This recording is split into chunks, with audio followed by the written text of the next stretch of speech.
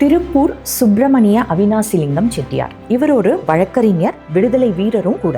1946 1949 வரைக்கும் சென்னை மாகாணத்துல கல்வி அமைச்சரா இருந்தப்போ உயர்நிலை பள்ளிகள்ல தமிழ் வழி கற்றலை முதலில் அறிமுகம் செஞ்சவர் இவர்தான். குறிப்பா 6ஆம் வகுப்புல இருந்து திருக்குறளை ஒரு பாடமா சொல்லி தரணும் அப்படிங்கிறத முதல்ல நடைமுறைப்படுத்தியவரும் இவர்தான். இதெல்லாம் விட எல்லாருக்கும் புரியும்படியா சொல்லணும்னா, கோயம்புத்தூர்ல பிரபலமான பெண்கள் பல்கலைக்கழகமான அவினாசிலிங்கம் பல்கலைக்கழகத்தை உருவாக்கியவர். இவரு காந்தியுடனான அவருடைய அனுபவங்களை நான் கண்ட மகாத்மா அப்படின்ற பெயர்ல ஒரு புக் எழுதியிருக்காரு. அந்த புக்ல ஒரு சம்பவத்தையும் அதுக்கு பொருத்தமான திருக்குறளையும் எழுதியிருக்காரு. அப்போ இந்தியா பாகிஸ்தான் பிரிஞ்ச சமயம், 2 தரப்புக்கும் நிறைய மனஸ்தாபங்கள் இருந்தது. எங்க 2 நாடுக்கும் பெரிய போர் நடந்துருமோ அப்படின்னு இருந்த சூழ்நிலை. ஒரே தேசமா சகோதரர்கள் போல இருந்த 2 நாடுக்கும் இடையே எந்த காரணத்துக்கும் போர் வந்துடக்கூடாது அப்படின்னு காந்தி முடிவெடுக்கிறார். சாகும் வரை உண்ணாவிரதம் அப்படின்னு அறிவிக்கிறார்.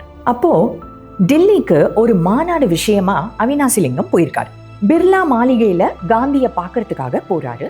காந்தி உண்ணாவிரதம் இருக்கிறதுனால பேசினா எனர்ஜி வீணாகிடும் அப்படின்னு அவரை பேச அனுமதிக்கிறது இல்லைன்னு அங்க இருக்கிறவங்க சொல்றாங்க. அதனால இவர் அவர் இருந்த இடத்துலேருந்து அவரை பார்க்கிறாரு. அவரை எட்டி பார்க்கும்போது காந்தி ஒரு மெத்த மேல படுத்திருக்காரு. அவருடைய முகத்துல சாந்தமும் சமாதானமும் நிலவி இருக்கிறத இவர் தூரத்துல இருந்து பார்க்கிறாரு. உலகம் முழுசும் வெறி பிடிச்சு வெறுப்பால தூண்டப்பட்டு சமாதானம் இல்லாம வெந்துட்டு இருந்த காலத்துல அவர் ஒருத்தர் மட்டும் முற்றிலும் மாறா அன்பும் அருளோடையும் நிறைஞ்சவரா காணப்படுறார். நிலையில் திரியாது அடங்கியான் தோற்றம் மலையினும் மான பெரிது அப்படிங்கிற திருக்குறள் சொல்ற பொருள் என்னன்னா, ஆசைகளாலும் வெறுப்புகளாலும் பாதிக்கப்படாம எவன் ஒருத்தன் எந்த நிலையிலும் அவன் புலன்களையெல்லாம் அடக்கி சாந்தத்தோடும் சமாதானத்தோடும் வாழ்றானோ அவனுடைய தோற்றம் மலையை விட மகத்தானதா இருக்கும். இந்த திருக்குறளுடைய உண்மை பொருளை அன்னைக்குதான் தான் உணர்ந்ததா புத்தகத்துல அவினாசிலிங்கம் எழுதியிருக்காரு.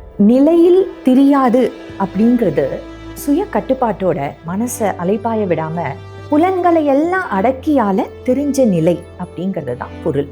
அன்பும் தூய்மையான எண்ணங்களும் ஒருத்தருக்கு கொடுக்கிற தேஜஸ் அவரை பார்க்க வர்றவங்களுக்கும் நம்பிக்கையை கொடுத்து லட்சியத்தையும் தைரியத்தையும் உறுதியையும் ஏற்படுத்தும். பாசிட்டிவா தோற்றமளிக்க ஒழுக்கமான வாழ்க்கையே சிறந்த வழி. மீண்டும் அடுத்த வீடியோவில் உங்களை சந்திக்கிறேன். இணைந்திருங்கள் யான் தமிழுடன். உயர்வாய் அறிவாய். நன்றி.